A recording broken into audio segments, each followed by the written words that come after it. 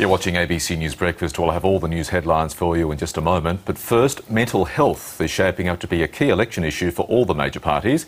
But Victorian Greens candidate Richard Di Natale is hoping it'll help him win a Senate seat. As a doctor, he has some strong opinions about the allocation of funding for mental health, and he joins us now from his Geelong clinic. Richard Di Natale, good morning and thanks for joining us. Morning, Virginia. First of all, talk to us about your Senate ambitions and your Senate hopes. What sort of preference deal would you be hoping to strike with the Labor government? Well, I certainly hope that Labor don't preference Family First and Senator Fielding again. They did that in 2004 and it's the reason we don't have a Victorian senator at the moment. Look, preferences will be, the decision will be made closer to the election. It's not a decision that I'll make, but I will tell voters that it's really up to them. Make sure that they make their own mind up and not be dictated to by political parties. So you won't actually be attempting to formally do a preference deal, or will you? Nationally, there'll be discussions with all the parties and they'll be making that decision closer to the election. OK, but you're hoping that, of course, it will be one that preferences you over Steve Fielding. I guess what I'm asking you here is, if you don't get that formal preference deal, notwithstanding what individuals might try do on their own particular ballot paper, can you get across the line? Well, we need 14% to get across the line. And we're certainly, our vote has been getting stronger year by year. To get 14% is a significant jump, but that's what we're working towards. OK. And your understanding is that Labor won't be preferencing Steve Fielding this time round? You'd have to ask the Labor Party that. It was a strange decision back in 2004, but you'd really need to ask them that. Look, I know that we're speaking to you about the Senate, but I would like to get your views just before we get to the issue of health funding and mental health in particular. Your views as someone who spent a great deal of time in the Melbourne area. Just on the Greens' chances of actually securing the lower house seat of Melbourne for the Greens. How likely is that looking? Well, most commentators are saying we're a real chance. It's going to be difficult. To get across the line in a lower house seat, you need 50% of the vote after preferences. That's a big ask for a small but growing party. Adam Bandt's a great candidate. He'll do a terrific job down there. In the end, it's the issues that matter for people. So Adam and myself will be campaigning on issues like action on climate change, refugees, more funding for health, mental health, dental health. And I think people will make that decision based on those issues. It's not about the personalities, not about the new Prime Minister, not about Bob Brown, it's about the issues, and providing we keep campaigning on those things in the way we have done in the past, then I think Adam stands a real chance. Is it to some extent, though, still about Lindsay Tanner? Does his departure make the securing of that seat for the Greens a little easier? Oh, look, I think that's tea leaf stuff, Virginia. I really don't know. I mean, we've seen a huge change in federal politics. New Prime Minister, Lindsay Tanner leaving the seat. In the end, I know Adam and I have spoken about this in detail, and he's just focused on letting people know what he stands for and what the Greens stand for. That's, you know, much more compassion towards refugees. It's real strong action on climate change. It's those things, really, that matter.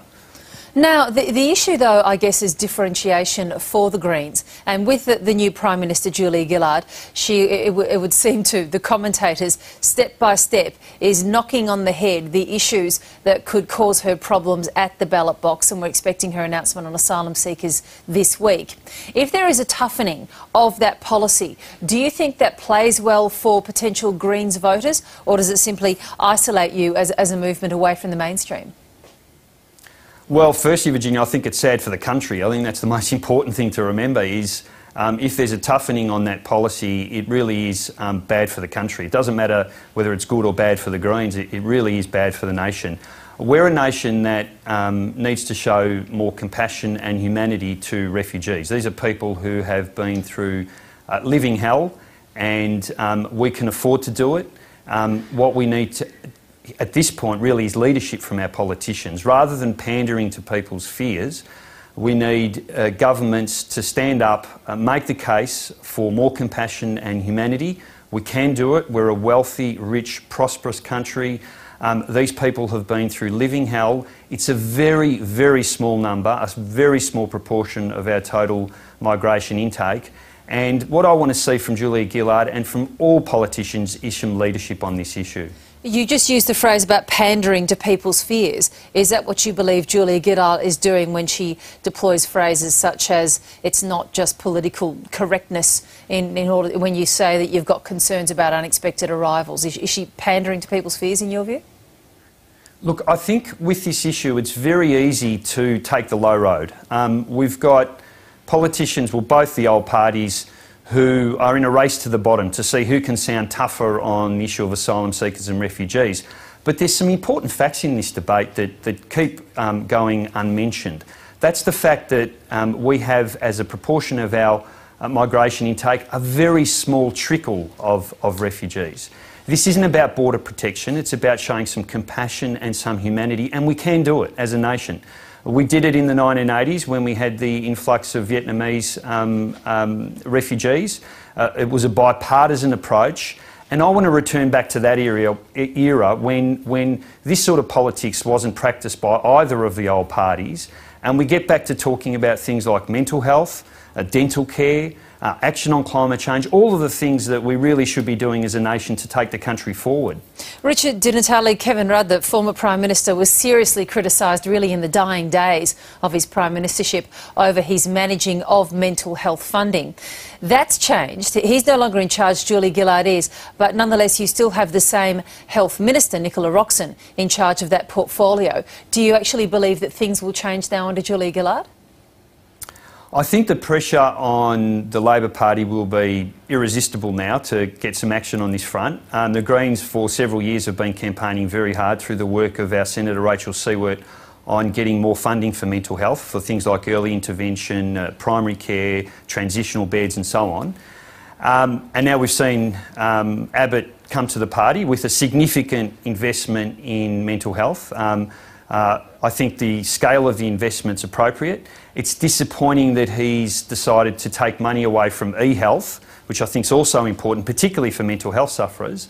But that said, the scale of the investment's significant, and I think the pressure on the Labor Party to come to, to treat this issue seriously will now be irresistible, and I expect an announcement at some point in the next few weeks or during the election campaign. And Richard Di Natale, just finally, another pressure point, of course, is the emissions trading scheme, and that's been the government's abandonment of that scheme has been blamed squarely for part of the reason why there's so many people to abandon the party and abandoned supporting Kevin Rudd. If the government gets its act together on that and comes up with some announcement in the next few weeks, how much does that pull away from you potential electoral support in the upcoming federal election? Again, it's like the refugees issues, Virginia. If the Prime Minister decided to put a price on carbon, that would be great for the country. It doesn't matter whether it's good or bad for the Greens, it would be great for the country. Having said that, the language on this hasn't been encouraging. She said already that she doesn't anticipate putting a price on carbon prior to the next election. In fact, she went further and said we need to build a consensus on this issue. I have to say, I think there is a consensus. There's a clear scientific consensus.